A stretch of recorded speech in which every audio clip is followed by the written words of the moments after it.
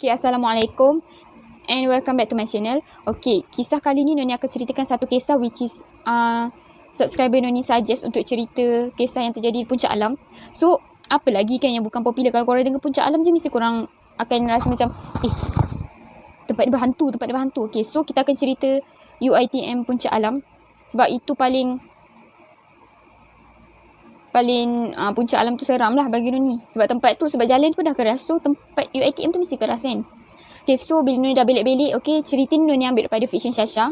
Okay, actually malam ni kita ada dalam 2 cerita sahaja, tapi 2 ceritanya mengenai Puncak Alam. Okay, dua-dua ni mengenai UiTM Puncak Alam. So korang kena stay tune. Okay, terima kasih kepada yang dah subscribe, share, like, komen. Okay, kalau korang nak cerita-cerita yang selebihnya, korang boleh bagi tahu. Sebab cerita yang Noni cerita Puncak Alam pun salah satu daripada idea subscriber Noni juga. So Noni ceritalah kat korang. Okay, macam ni. Okay, so jom start.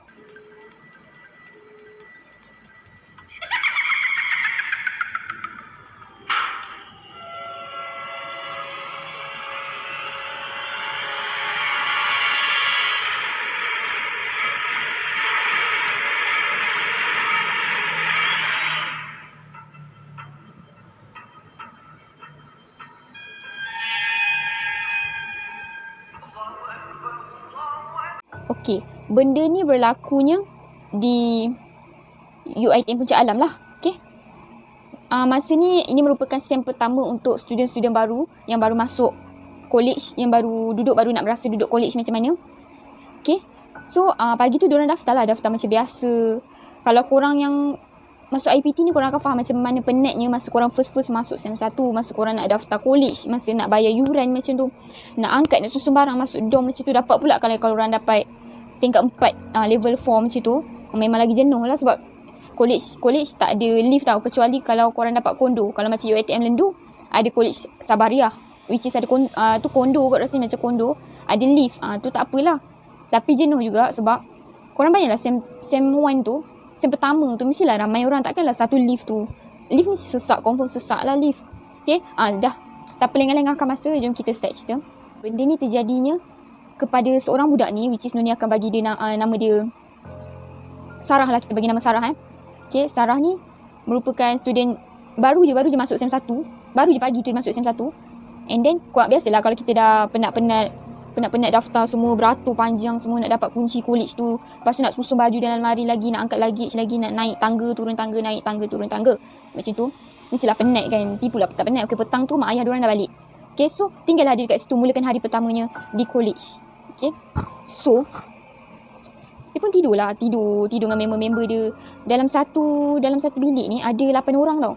8 orang manusia.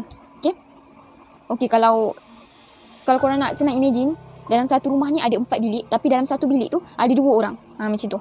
Ada 4 orang. So tandas pun ada dalam tu lah. Tandas dalam bilik tu jugalah. Okay, kalau korang duduk UiTM Lendu, korang cuma imagine college Sabariah. Korang imagine college tu je. Waktu maghrib macam tu, dia cuci baju. Member-member dia yang lagi 7 orang tu semua dah tidur. Semua dah terbungkang sebab penat kan. Yelah, ada orang dah kemas-kemas baju. Tapi yang si Sarah ni, dia nak kemas baju-baju, nak cuci baju kotor semua tu. And then tak tahu kenapa dia pergi cuci petang malam rasanya. Dia cuci malam tu sebab dia tak ada kerja nak buat kan. Sebab baju kotor pun banyak lagi. And then dia pun cuci lah malam tu. Dia cuci pakai tangan. Sebenarnya ada je mesin dekat level 1 tu, tapi dia malas nak pergi level 1. So sebab itulah dia cuci tangan je. Cuci tangan senang. So tak nak turun dekat level 1 kan. And then dia cuci. Tengah syok-syok cuci tu, Tiba-tiba pula ada suara orang mengilai dari luar tingkap. Okay, actually tempat yang dia basuh ni, tempat bilik air yang dia basuh ni, depan tu tingkap tau sebenarnya. And then dia dengar suara orang mengilai. And then dalam hati dia kan, dia ingat kan macam ada orang test vokal ke, perempuan yang test vokal malam-malam buta macam tu. So dia macam ignore lah benda tu. Sebab tapi dia dalam hati dia terfikir juga, siapa je yang sanggup nak panjat tingkat 3 semata-mata nak menakutkan dia. Okay, so dia ignore lah. Dia macam, dia malas nak layan sebab baju banyak lagi nak basuh. Macam tu. So dia pun buat dono basuh. Okay, sambung basuh. And then tiba-tiba ada salah satu pintu bilik air tertutup kuat gila. Macam boom. Macam tu. Jatuh pula info ni kan. Okay, kuat gila. Padahal tak ada angin time tu. And then dia pun macam dia dah rasa tak sedap hati. Dia dalam bilik air seorang tau. Dia kalau nak menjerit pun macam tak ada guna. Sebab kawan-kawan dia mesti tidur mati. Sebab penat kan. Penat pendaftaran semua tu lah college pagi-pagi tu. And then dia pun usnuzon je lah. Dia basuh-basuh cuci-cuci lalu laju. Lepas tu dia lari pergi bilik dia. Sebenarnya dia tak nak pun masuk tandas tu semula. Tapi sebabkan dia kotor. Dia bila mandi dia kotor. Kalau perempuan korang tahulah kotor tak apa kan maksudnya. So dia pun masuk lah bilik air. Nasib baik bunyi mengilai tu dah tak ada tau. So dia masuk, dia mandi, dah siap mandi tu. Dia keluar bilik air, dia dengar balik bunyi tu. Kuat gila mengilai macam macam kuat, macam kejar dia, faham tak? Lepas tu dia pun lari masuk bilik. Siapa je tak lari kalau Noni pun lari dah tu.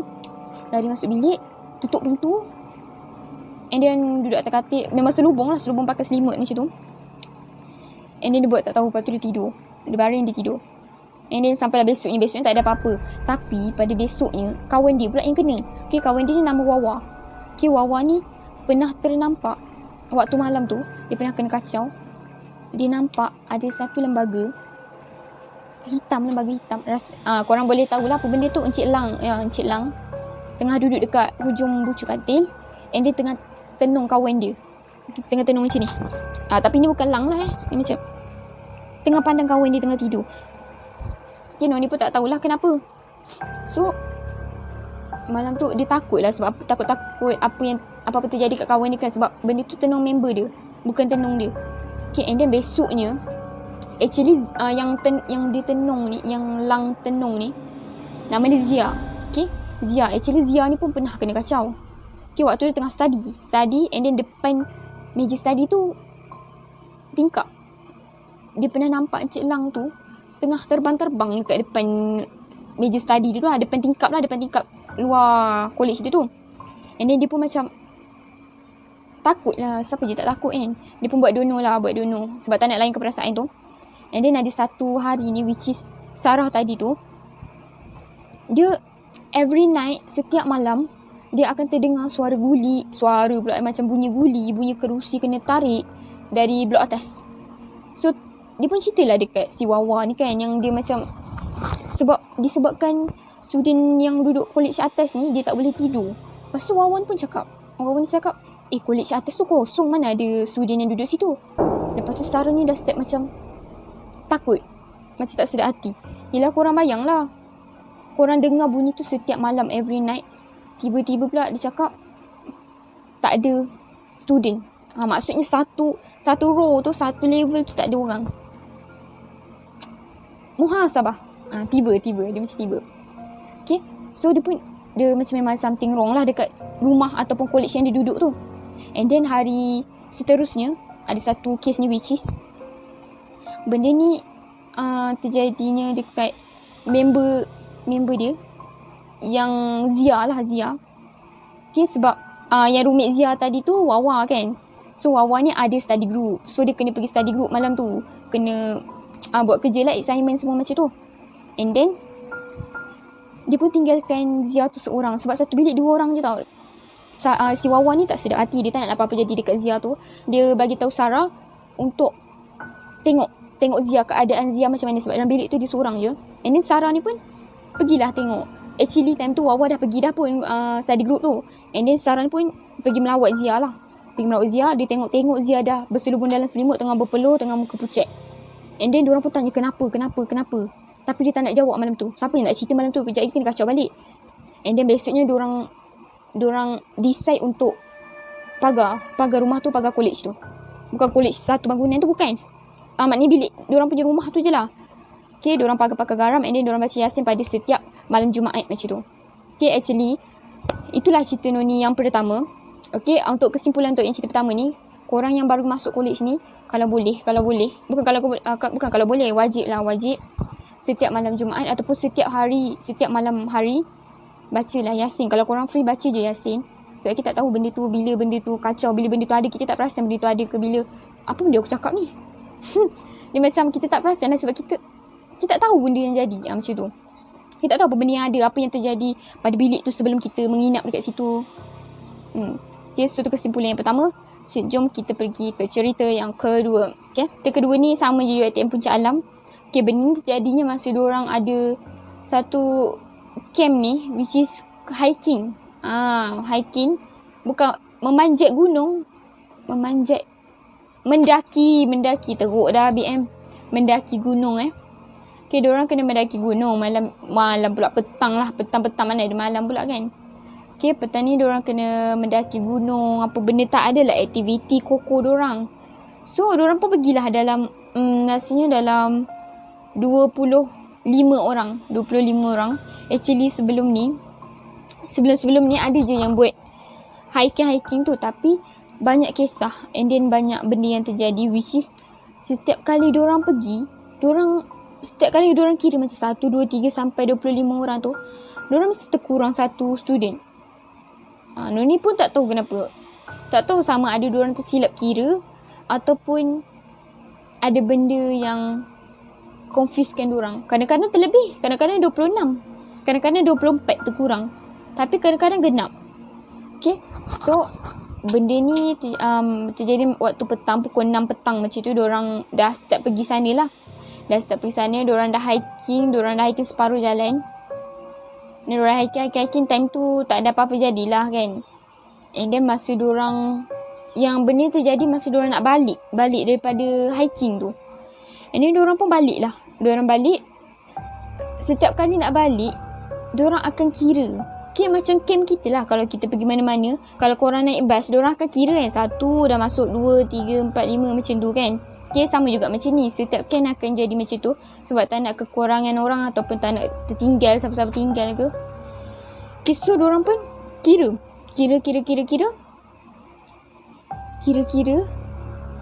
So korang teka apa benda? Terkurang seorang. So jadi 24 orang je. So bila jadi 24 orang tu, diorang dah panik. Sebab diorang macam, mana lagi seorang? Tapi cikgu dekat situ jenis dah macam dah pakar tau tak. Macam, tak apa, kita balik je. Ni cukup 25 orang ni.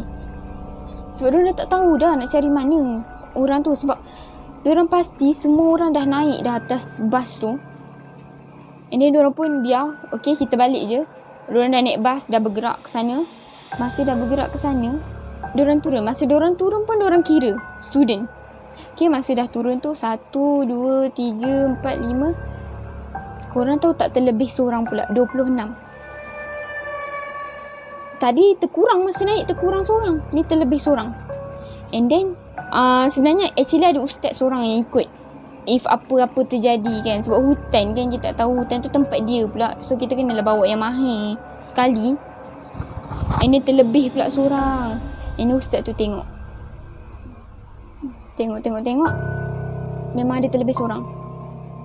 Okay, ini ustaz tu macam, dia macam scan. Tahu tak kalau ustaz ni boleh scan, boleh nampak, boleh apa-apa semua. Dia scan, dia ada nampak seorang student ni terlebih. And then dia ajak student tu naik bas yang dorang pergi hiking tadi tu. Naik bas yang dorang pergi hiking tu, dia ajak yang seorang ni. So dorang pergi ke jalan Puncak Alam. Okay, dorang pergi ke jalan Puncak Alam, naik bas tu.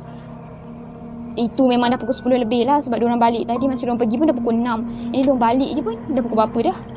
Ini dah pukul 10, 11 malam macam tu. Dia pergilah dekat jalan Puncak Alam. Untuk apa? Untuk buang benda tu. Sebab tu jalan tu berhantu. Sebab ramai buang benda yang tak elok. And then dia pun pergilah. Pergi situ, dia hantar benda tu balik semula. Tapi bagi Noni tak ada seram sangat. Sebab kita tak tahu apa benda-benda tu kan. Okay, dia dah hantar semua macam ustaz tu cakap benda tu macam budak-budak.